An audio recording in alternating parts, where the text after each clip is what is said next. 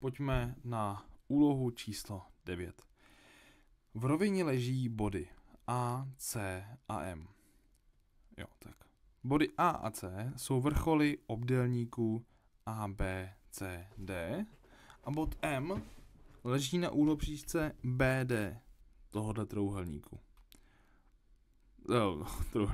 Obdélníku. Fajn.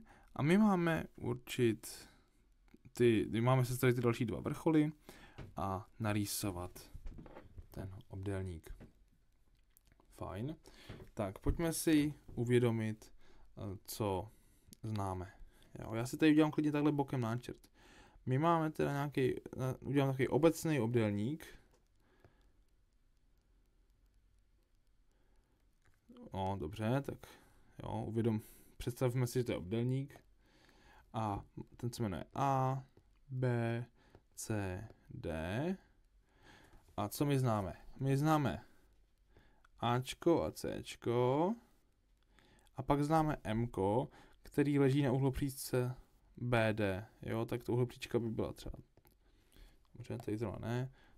Tak ta uhlopříčka by mohla být nějak takhle. Jo, tak to Mko třeba leží tady. Ale nevíme, kde přesně leží. No, fajn. A co my teda zatím jako můžeme udělat? No, my můžeme určitě spojit si ty body A a C. Jo, takže já si to spojím v tom obrázku, ať to mám představu lepší. A spojím si ty body A a C. Tak, to je asi tak všechno, co zatím můžu udělat. A teďka, co? Když vidím ten náčrt, tak mě napadá rovnou jedna věc, že každý ten úhel je 90 stupňů, jo, v tom obdélníku. Dobře, takže my bychom mohli s tím nějak pracovat. No, a budeme s tím pracovat, nebo nevíme, jestli budeme. Každopádně potřebujeme jakoby najít nějaký teda dva body. To Bčko teda tady a Dčko. A oba budou mít tedy 90 stupňů. No tak to nám může trošku zazvonit zvoncem v hlavě a můžeme si říct, že tady asi budeme používat táletovou kružnici, která nad touhletou uhlopříčkou AC a ta se strojí jak? A k čemu nám je? Tak řekněme, že tady si udělám teda bod S, jo? Udělám si střed té úsečky, pak si udělám kružnici, která z toho bodu S, která... To nevidím, jestli to je správně. Jo, řekněme, že mi protíná oba ty body, jo? Že mi tady to Cčko takhle protíná. A každý ten bod na té kružnici, to znamená třeba tady, jo, nebo třeba tady, kdekoliv, nebo tady dole, tak všechny tyhle úhly by byly 90 stupňů. Jo, což je taková jako super vlastnost té táhletové kružnice. No a co my teďka? No, my máme ten bod S a ten bod M a víme, že tím bodem S určitě prochází ta uhlopříčka BD nějaká. Jo, tato, co ji hledáme. Ježiš, to jsem nechtěl, jo, to BDčko. Protože uhlopříčky v obdélníku se půlí, jo, takže prochází středem. Takže já si tady udělám tady nějakou čáru, která ideálně bude procházet SM, no tak řekněme, že takhle. A mám teda splněnou, že na této čáře leží ty body a zároveň ty body musí ležet na té kružnici, aby splnili těch 90 stupňů.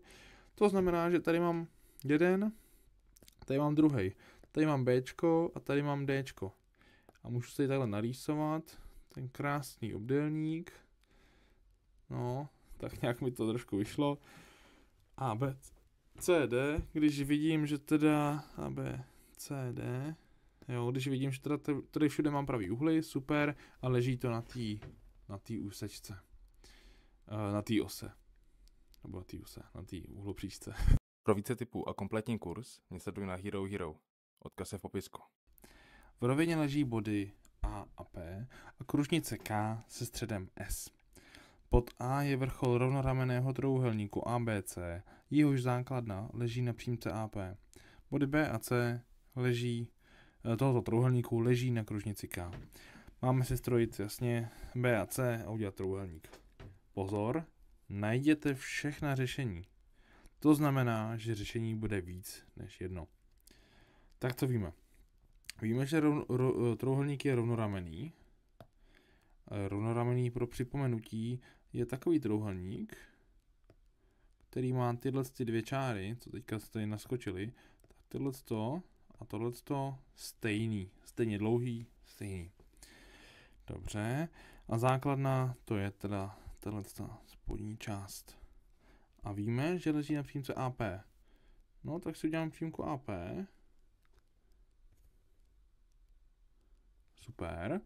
Tak, a někde teda tady leží to Bčko.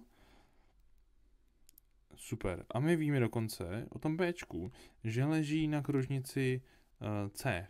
To znamená, teda na kružnici K. Na té přímce.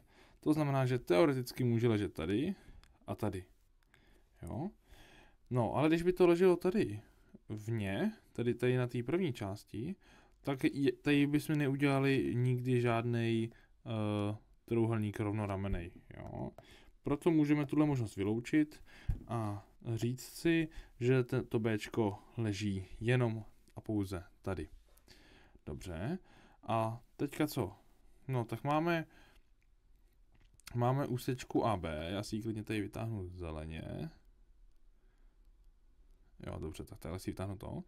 A teďka potřebujeme najít ten bod C. No, a my si můžeme říct, že když je to rovnoramenný, tak ty ramena jsou stejný a tím pádem ten bod C leží na ose téhle úsečky AB. Takže my si najdeme střed pomocí klidně kružítka, jo, že uděláme si tady takhle prostě. Jo, tady zjistíme, že tady leží teda bod S té strany, S strany A. No a my si uděláme takhle kolmici pomocnou, jo, která nám takhle bude procházet a zjistíme, že nám vzniknou dva body. Tenhle horní a tenhle spodní. A to budou ty naše Cčka. Tohle bude teda C1 a tohle bude C2. Protože bude to splňovat podmínku, že to leží na kružnici a bude to splňovat podmínku, že ten trojúhelník je rovnoramenný. Pro více tipů a kompletní kurz mě sleduj na Hero Hero. Odkaz je v popisku. Trojúhelníky. Tam tak nějak vyjde tady. No, tak nějak OK. A tady si vytáhnu ten druhý. Super. A tohle budou ty naše dvě odpovědi. Řešení.